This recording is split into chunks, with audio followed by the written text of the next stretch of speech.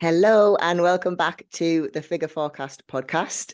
Today we have another IFBB pro, Kamara Graham. She is UK fitness pro, but is making her debut into figure. So I'll let Cam introduce herself and tell a little bit about her and her background. So if you don't already know who she is, you can get to know who she is. Thank you, guys. So I turned pro in 2019, and I moved. Obviously, I was in the fitness category.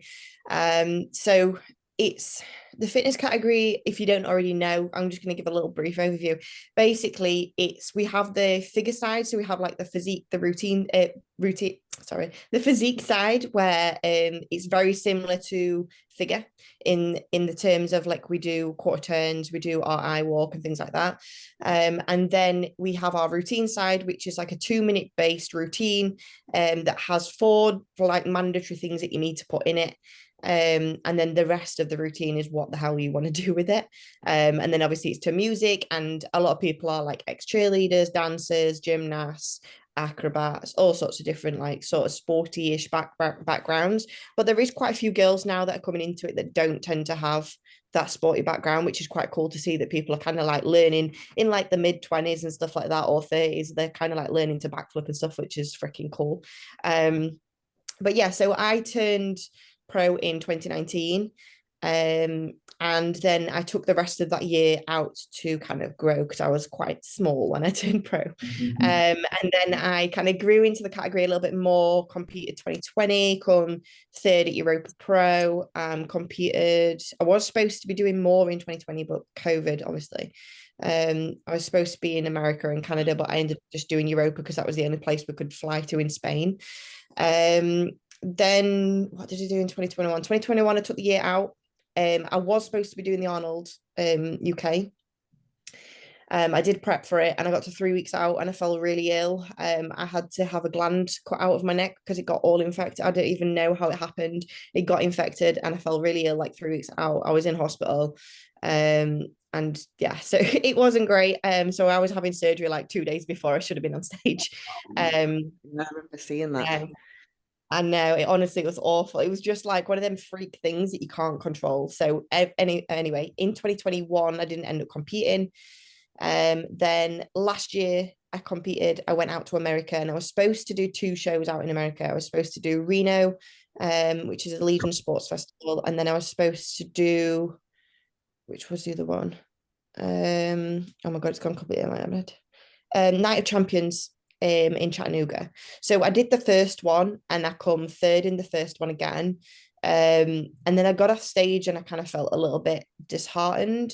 Not so much of my placing because I placed where I deserved. But what I kind of realized was I put so much effort into my physique and how I look, like the figure girls do, and the fitness girls do. Not that they don't put any effort into it, but they put more of an effort and more of an emphasis on their routine.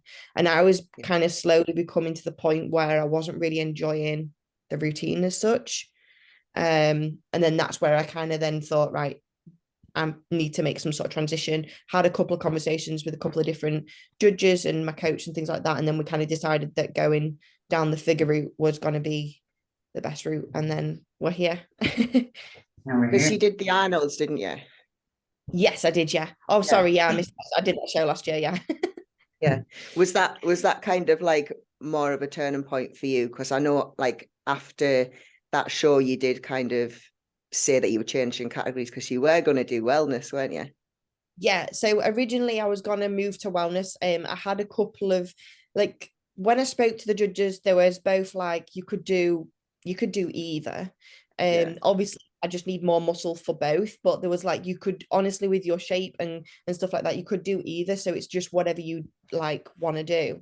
And the thing is, for the last 3 or 4 years, I've not trained my glutes whatsoever.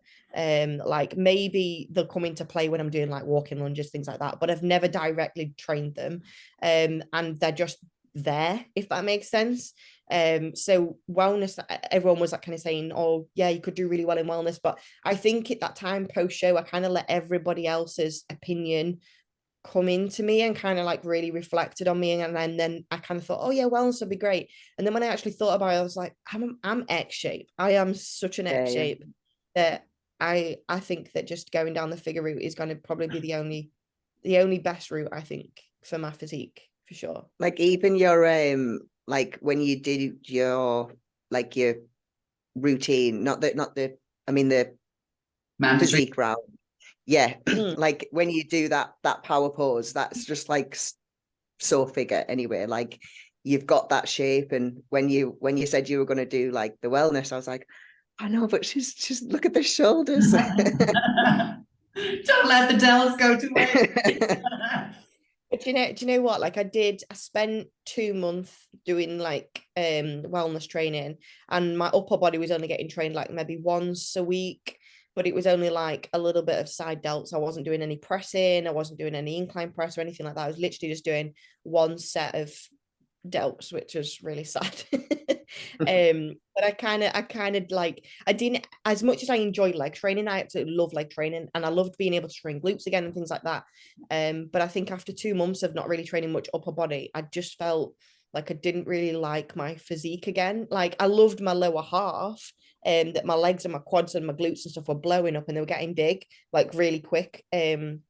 So I know they're really responsive when I'm putting like the effort and the time, the frequency into the lower half. But my upper body, I was like, my delts are going. So I kind of just no, I couldn't deal with the delts disappearing. No, we love that here. I actually have a few questions from that little story. I think it's so interesting, and I think fitness is probably something we actually haven't chatted about before on the podcast at all.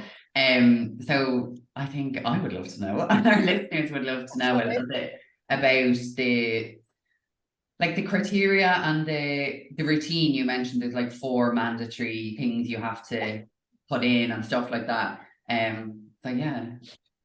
Okay, so the routine, like I said, is like 2 minutes long. Your music and the theme, and you don't have to have a theme, but it's just whatever you want to do with your routine is what you want to do.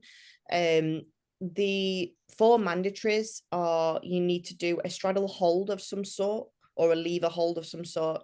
And you need to do a split. You need to do a press up combo. That's why all the girls do them crazy fly press up things. Yeah. And then the final one, what was that? Oh my God, my brain's I'm trying to get out of figuring into fitness. I'm like, so wait, so split, straddle lever. Backflip? Oh my God. Why is my no, that's not even part of the criteria, which is really? crazy. Yeah. Oh my God, why is it going out my head? Split, straddle lever, press ups. What else was it? Oh my God. I have no idea, because this was definitely a big question of mine when one of the girls last year competed, and like looking at the pictures, we were like, clearly she has it, and she didn't win. Yeah. And I was like, what the fuck? Like I was like shook, really, really shook. And I was like, oh my God. So it must mean that obviously the majority of the points go to your routine then, right? Yeah, so I think it'll come back to me in a minute. I'll just shout it at you when it comes back. But no, the routine is kind of judged 70% routine and 30% physique.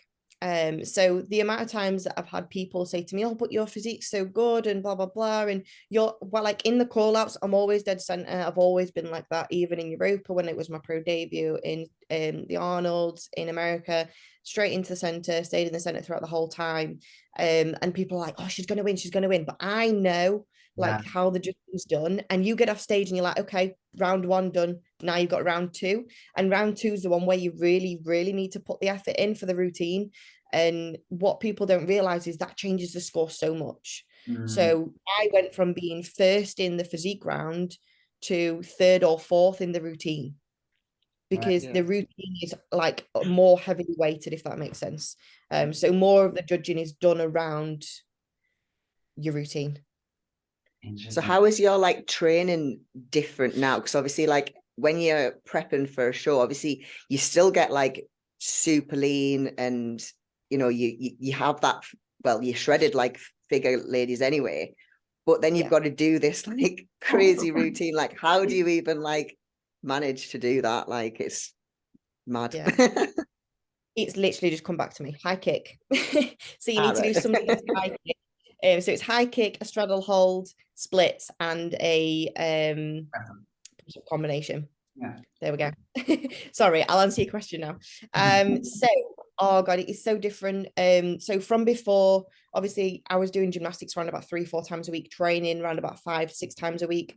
So it was very intense. The recovery is very hard. That alongside work, alongside steps and cardio and posing, it's just like it's just crazy. What the girls do, honestly, hats off to him. I mean, I did it for like what 3-4 years, and it is very fucking hard to try and make any sort of progress between each off season, as well as trying to keep up with your skills, learn new skills, try and not injure yourself, and stay on top of everything else. It is a lot. So compared from that to now is very, very different. Like I feel like I have so much more time, which is so weird because I'm so used to training 2 or 3 hours in the gym and then going doing maybe two hours of gymnastics as well. And I used to do gymnastics even in an off season about 3 or 4 times a week. I also used to, obviously you have to keep up your flexibility, you've got to stretch, so that takes up another maybe half an hour every other day. I tried to stretch like every day if possible, even if it was just like post training and things like that, or early in the morning when I was on prep. I used to like mobility, stretch, do my posing, things like that. I think when you add up, like you girls know how much it takes to prep, when you add up all the time that it takes up prepping and then add into that you've then got to do a routine, and people think, oh, it's just 2 minutes, but like it is the longest 2 minutes of your life when you're practicing it. It's so high intensity. Like you are working at like 120%. Yeah, it's crazy. Is your food higher? Like, would you say Yeah. to fuel the session? So that's like one of the biggest differences from then to now. Like back then, my food had to be so high because my output was ridiculous. Yeah. Whereas now, obviously, I'm an online coach, so I don't really have like a manual job. And we do have the farm here, which we do bits on, but it's my partner does a lot of that anyway. So I don't really, I do a little bit, but I can't say I do as much as him. And then it's just so much lower my food now, but I actually kind of enjoy it. It's Do you easier. know, Yeah. yeah, it's a little bit easier. Like I actually enjoy having a little bit lower food. In my off season, I was having to push food so high to the point where I was doing backflips, feeling sick. It was just awful. Like imagine Temporary eating absence. food, feeling so full, and then like an hour later going and doing backflips. Like it's just awful. So yeah, that's the biggest difference is food was so high back then, and now it's much, much lower. But I actually really do favor it and enjoy it. I mean, it's still high. It's still high from what people would say it's still high, but it's not as high as what it was. Training wise, do you know what? Not a major amount has changed because training for figure compared to fitness, the physique is very similar. There's nothing in the criteria when you look at it, there's no change from fitness to figure. The only difference is the fitness girls sometimes, not all of them, and this is only by choice, tend to come in a little bit softer. Yeah. Now the only reason they come in a little bit softer is because they need the energy to do their routine, because that is the heavier weighted side. If you come in, which some girls do, you'll see them come in absolutely shredded. It doesn't always get favored anyway, because it's more on your shape, your physique, your overall package. If you're just absolutely shredded, it's not always just going to win you the show. But when you're looking it's some of the girls, they get absolutely shredded and can perform, and if you can do that, then you're on to a winner. But if you can't, you have to come in a little bit softer. And I know that me personally, I've come in softer than I've always wanted to, just because I need the energy for my routine. When you're in the depths of prep and then trying to it's just so hard. It is just so hard. So I think that's probably the biggest difference, is probably just recovery wise. I've got so much more time to be able to put effort into my posing and things like that, and actually just recover and do nothing. And then and then food's so much higher, but the training really hasn't changed. The training is very much the same, because the physique on both of them is very, very similar. It's just a condition that sometimes is slightly different for fitness. They do tend to come in because obviously your routine's your priority. Yeah. Yeah. You mentioned obviously 3 weeks out pre Arnolds that time you ended up in hospital.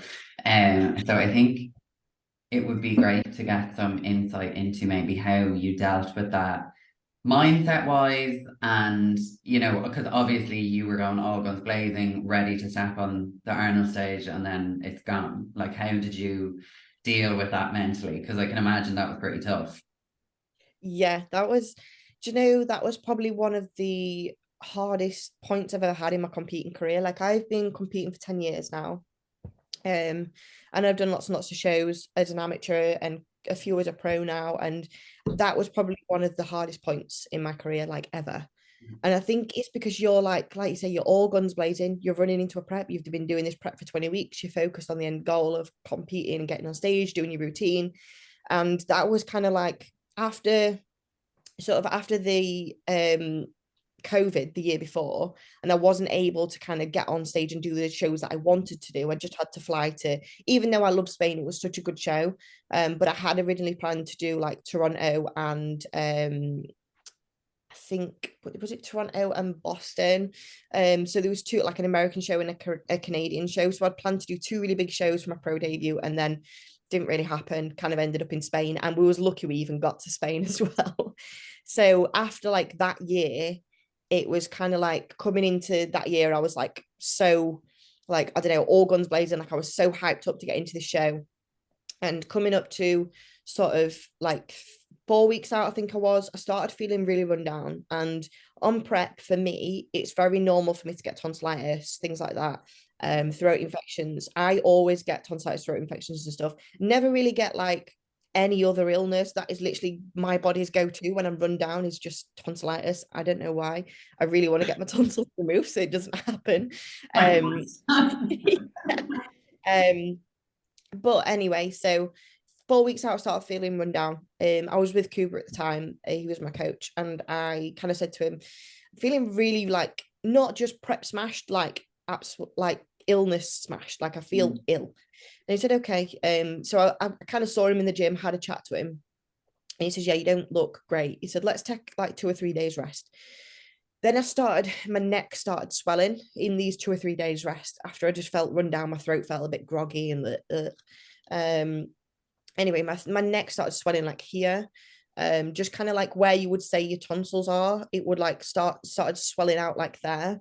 I had no idea what it was. Obviously, at the time, there was still a lot of issues with getting doctor's appointments.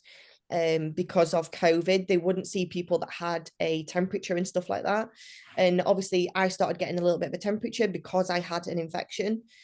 So when I rang them up, there was like, "Oh, have you got a temperature?" I said, "Yeah," and they was like, "Oh, can't see you then." I was like, "So what do I do?" They were like, "Well, what is it?" And I says, "Well, my throat's swelling." They was like, "Well, go to A&E then." And I was like, what? So I ended up going to A&E. They looked at me, they said, yeah, we think it's just an infection, blah, blah, blah, it'll be fine. They sent me home with some antibiotics. I did the antibiotics for a week, no change. And at this point, then obviously I was like 3 weeks out after being a week on antibiotics before ship. Not ideal. They make you hold water retention, they can cause digestive issues, all sorts of stuff. So I'd been on them for a week and nothing had happened. And then I kind of then went back, rang up the doctors, said like, look, this has happened. They said, oh, ring 111. So I rang 111. Then they actually managed to prescribe me some more antibiotics. I took them for 2 days and I got worse and worse and worse. So I ended up going to A&E, and they actually admitted me that time and then said, right, you're having surgery. As soon as I got in, they was like, you're having surgery. I was like, what? There was like, so the gland that had got, for whatever reason, it was just like a freak thing, got infected. And then they said that if they'd leave it, it'd get to the point where it would be sepsis. So they was like, it needs to come out now. So I ended up going in for surgery that night. Obviously I had it removed. And by that point, there was like a couple of days and whatever in between there. I think I was around about a week or so out from show, or 2 weeks out from show. And then I stayed in hospital for a good maybe 7 or 8 days after that anyway. And yeah, I think when I was in hospital, even when I was having surgery, I was still thinking, oh, it's only on my neck, like it's not on the rest of my body. So I can just cover that up with a bit of makeup. And I was thinking I can still get on stage. Honestly, that was where my mindset was when I was coming out of surgery. I was still thinking, I can come back from this. I've still got like a week or two. I was like, just get home straight into peak week. I was like, I'll be fine. Do you know, your mindset is like that when you're on prep? Like, it really is. You just think just no like matter tunnel what, vision, isn't it? yeah, you think that no matter what, you could continue and you'll be fine. And then it kind of hit me when I got home. My dad come and picked me up from the hospital, and I got back home, and that kind of hit me then when I just felt so drained and so tired. Couldn't move off the sofa. I'd barely eaten in hospital because hospital food is horrendous. Like, I know I was on prep, but they came and gave me one of them. I come out after starving for 72 hours for the surgery, because you have to fast for it. I fasted for 72 hours, and then they gave me 1 Weetabix when I come out, and I was like, Weetabix. You So know how yeah. many calories I'm eating, sir? Literally. Oh, But I was at the time I was just thinking, oh, I'm gonna be so lean when I get out of here. I'm gonna be shredded. But literally, I was like, I'd lost all my fullness. I just looked like a little stick. I honestly, I wish I'd have taken photos at the time, but I didn't, because I didn't want to look at myself because I was so skinny. My muscle just kind of, it didn't disappear, because in 3-4 weeks time, once I was back into the gym, I filled out straight away. It was just, I was super, super, super flat. But yeah, it literally didn't hit me till I got home, and then it hit me that I wasn't going to be able to compete, and that, you know, everything I'd done that whole prep was kind of gone and just wasted. But at the same time, like, it is what it is, and it's not something I could have controlled. So as much as I was like super annoyed that this had all happened, and it was the first UK Arnold, and I was really hyped to get there, I kind of think sometimes things are how they are, like that they're meant to be like that. And I think that that's just kind of how it planned out. And then obviously when I was supposed to be on stage, my partner took me away. We went away for a weekend, like just away from bodybuilding, so that was quite nice. And it just kind of, we went to where did we go? I don't know, we went out like into the peak sort of area, just like away from everything, so that I didn't even go on my phone to see Instagram, because I would just be annoyed if I saw people compete. I'd just be like, yeah. So mindset wise, I just kind of had to distance myself for that week, and kind of like the week post Arnold. So I didn't see everyone posting their Arnold photos, like not out of like jealousy or spite or anything. It was more just because I wanted to be there, like, and I knew that I'd prepped for that and I wanted to be there. So it was more of a, okay, I'm just gonna space myself away so I don't upset myself anymore.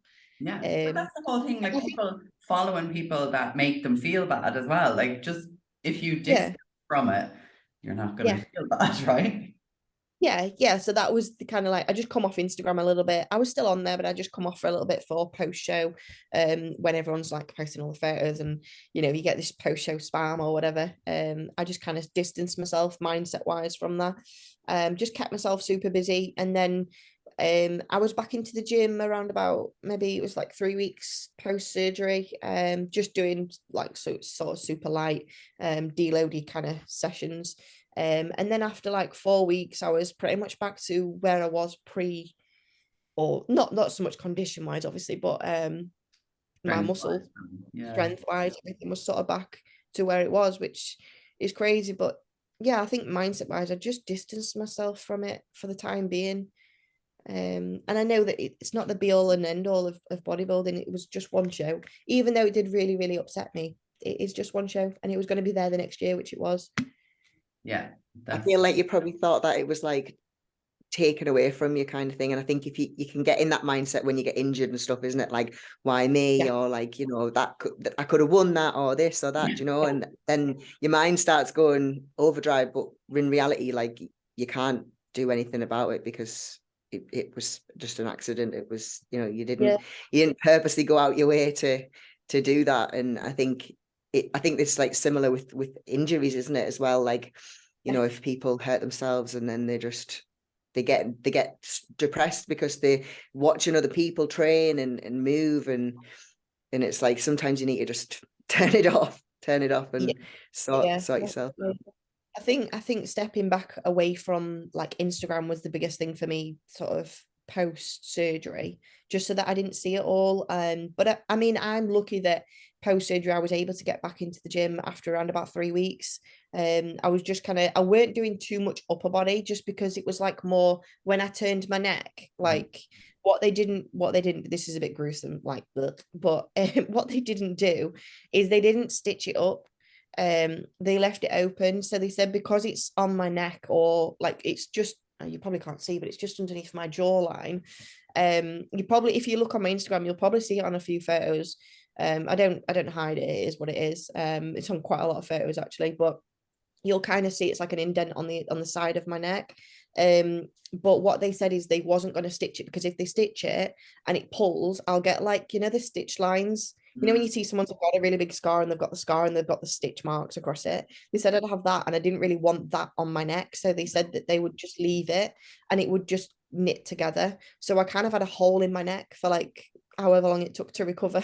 It was a couple of weeks. So I had like a hole there. So I kept putting a patch on it while I was in the gym and stuff. But when I moved, if I moved too much or too quickly with my neck, it would open back up, which is a bit gross. So I kind of just stayed to lower body training and just not really training too much on the upper until it kind of healed. And then after around about 3-4 weeks, I was fine to be able to train it. Nice. Did you think that you didn't get to go to America at all, or did you go the following year?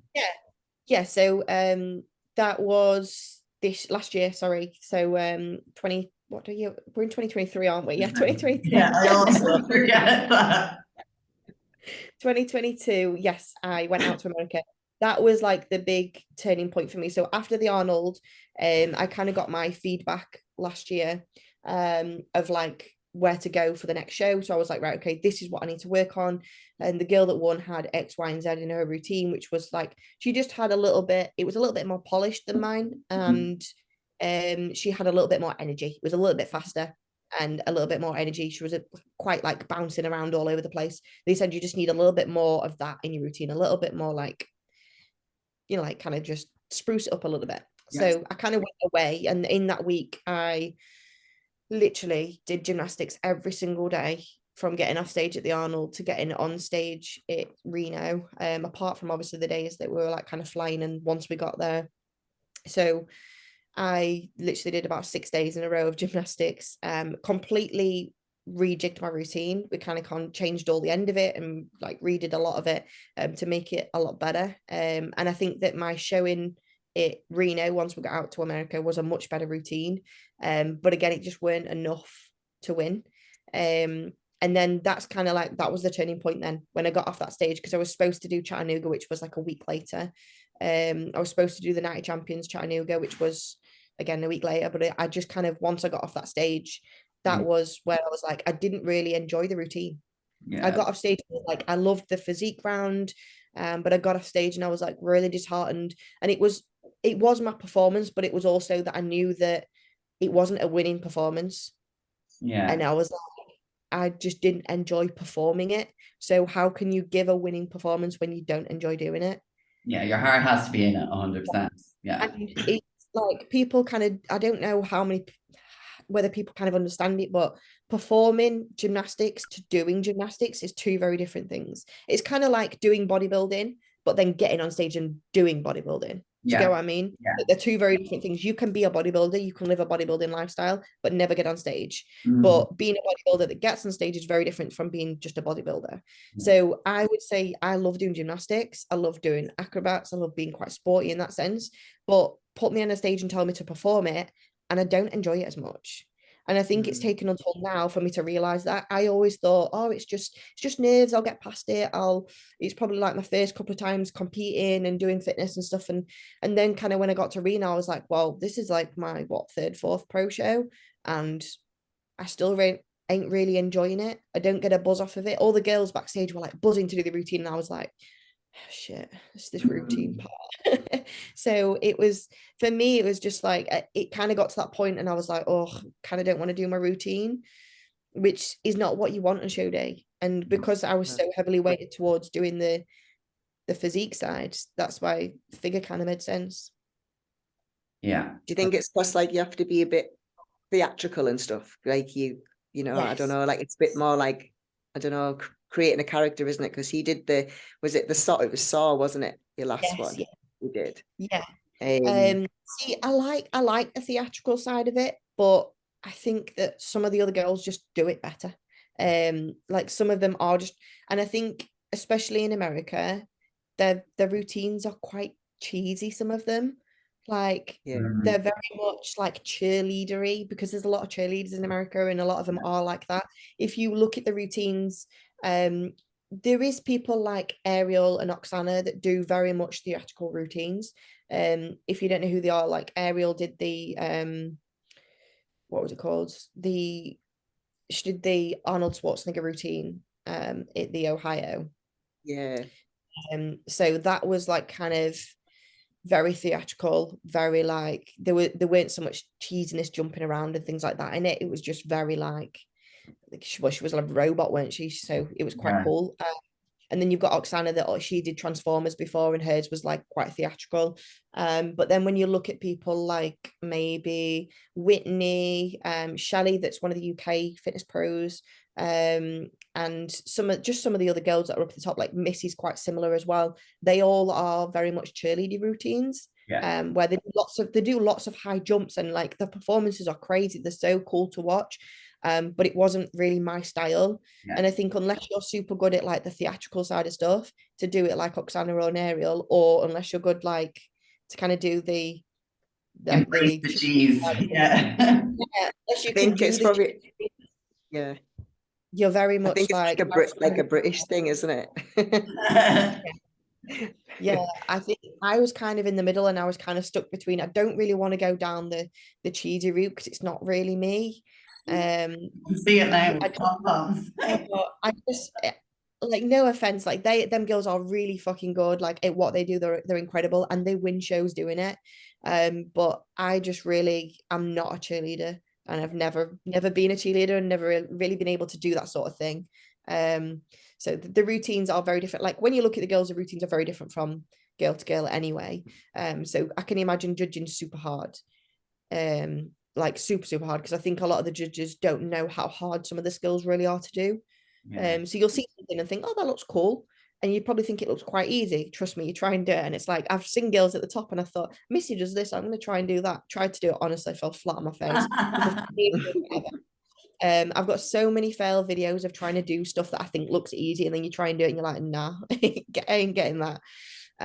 But yeah, the girls are good. The routines are just very different. But mine just kind of didn't seem to fit like my sort of personality and things like that. So, but yeah. Interesting. What are your plans for your figure debut? So I've not set any actual shows yet because our calendar doesn't come out till December. But the shows are usually there or thereabout around about the same week. So I'm gonna aim for sort of like end of July, August, September, possibly. Anywhere in between them 3 months, just depending on the shows. Because I want to go out, I want to do it obviously in America, and I want to go out and do a couple of shows in a row, so maybe 2 or 3 in a row. So it'd just be the case of finding 3 that are on the bounce, or 2 that are together and with a week gap and then another one. Just because it's much easier to kind of plan it like that. Staying out in America is so expensive. So like not only competing, but like literally just staying there is super expensive. We found that it's not so much the apartments and things, it's more the food and the gyms and just all the other little expenses that you add on top is just crazy expensive when you work it out. And especially when you're going out for that amount of time as well. So we're just I'm going to try and plan it so that I've got like 2 or 1 together and then another 1 or 2 after that. But yeah, definitely sort of like July, August time, I think. Just kind of see what's round there, which is exciting. Amazing. But yeah, you're definitely looking big, which is good. Oh, thank you. in your off season. Are you like happy with kind of how your progress has come in since you've stepped away from obviously not doing all the gymnastics and stuff?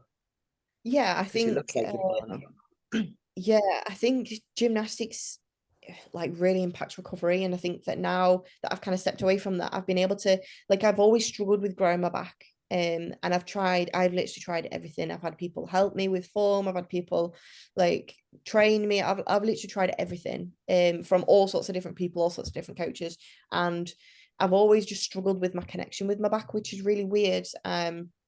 Mainly on one side. I don't know if it's due to like past injuries or nerve damage or something like that, but it does grow. I just always struggled with it. But I think that this off season that I've had so far, I mean, we're like six months in now, and I think this is the most amount I've seen my back grow, which is pretty cool. So whether it's just that doing gymnastics, having more of a flexible back meant that maybe connection wise or training wise I just weren't recovering from it, or I don't know, like I don't really know exactly what it is, because at the minute I've not really been doing any gymnastics whatsoever. I've just kind of fully stopped for this whole off season.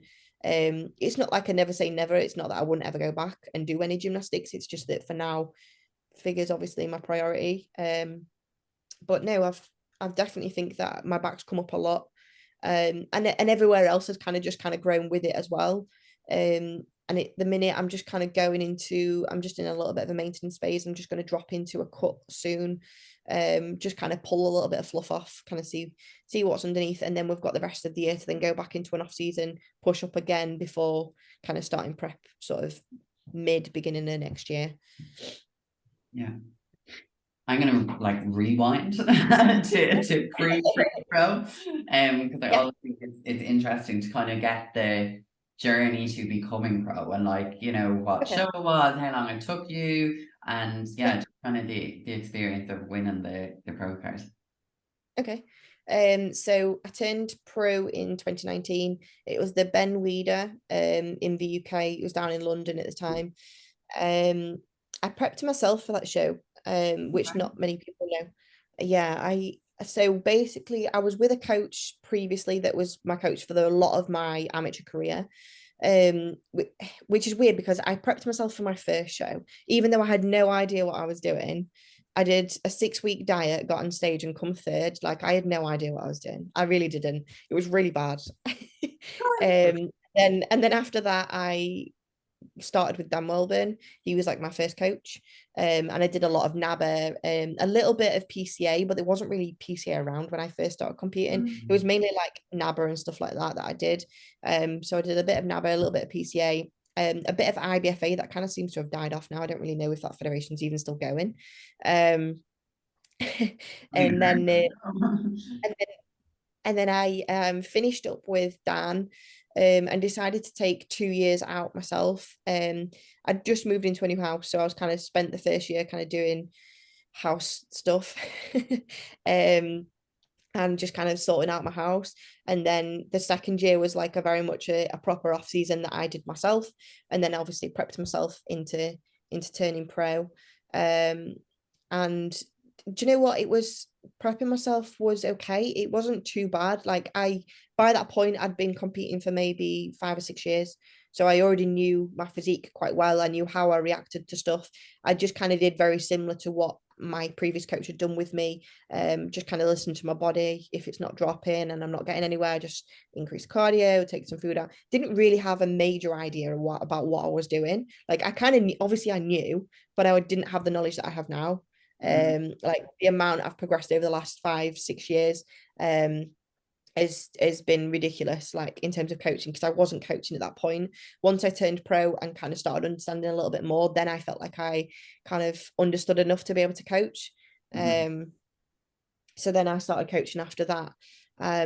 But yeah, I turned pro in 2019, and that show was probably one of the bigger fitness shows, because I don't know if you've noticed, but like there's not many fitness girls around because it's such like a niche thing. There was 5 of us on stage, and I turned pro, and then 5 still went on to compete for the next 2 shows, and 2 more of them turned pro at the other 2 shows as well, which is cool. But yeah. Amazing. No, that's really cool, because I always like, you know, hearing how somebody got to pro and like how long it takes and stuff, because I just I think a lot of people think, you know, you do your first season and you come away with a pro card and you're like, yay. But obviously it can take years. It wasn't even my intention to turn pro at that show. So back then in 2019, you didn't have to do a regional. There was no regionals. It was when Two Bros had first kind of started. It was one of the first years that they was running.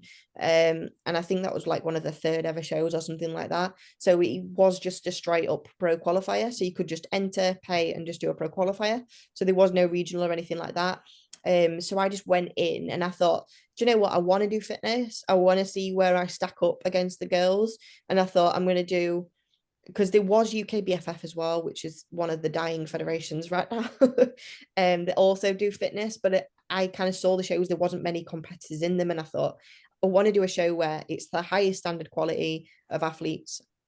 I want to be up against him. I want to prep myself to see what I can do with my own knowledge, what I understand of myself before I start coaching, which is something that I did want to do later down the line.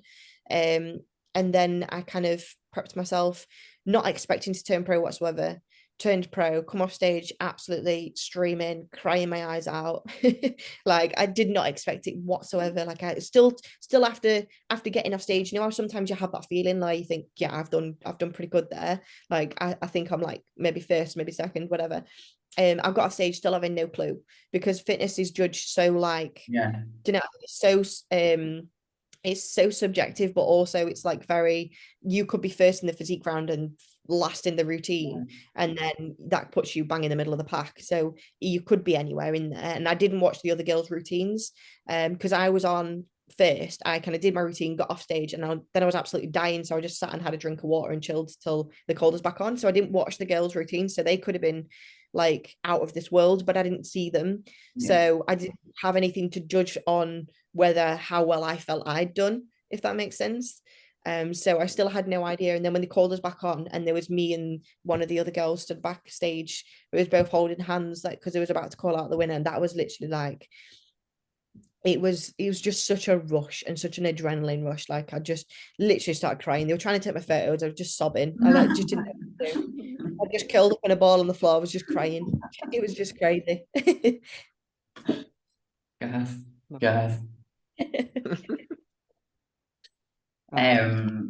So I think we have got quite a lot from that. Yeah, really interesting story. So thank you for sharing.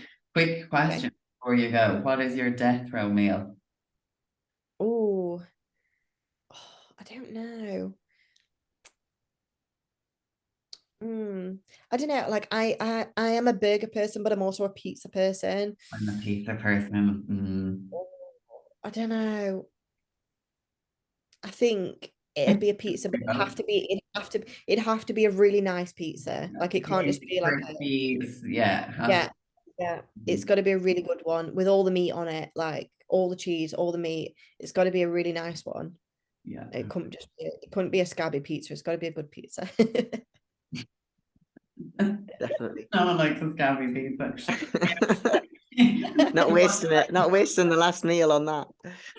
Sorry, but I just remembered the time you got a plant-based burger and didn't realize.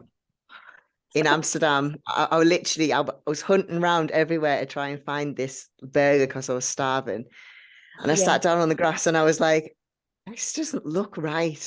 Because obviously I didn't understand the menu. I was like, oh, I'll just have the burger. And I was eating it, and it wasn't until I'd like ate half of it, I realized it was like completely plant-based. I was like, I don't think that's a bacon bit. I think that's a vegan thing. But yeah, we were in like some like vegan area and we didn't even know. Hilarious. Oh God. Was that post show? No, it was just on holiday. I was going to say I'd be fuming. Post show doesn't get plant-based. I know. I was like, I just need meat. Cam, do you want to tell everybody where they can find you to follow your journey, for coaching info, everything like that? Yeah, sure. So my Instagram handle is Kamara Jane with a Y, obviously, because I'm awkward. _ IFBB Pro. And coaching wise, either just pop me a message on Instagram, or if you click the link in my bio, I've obviously got like a little application form in there. Amazing. Awesome. Thank you so much for coming on. Thank you for having me. See you next week, guys. Thank you for tuning in.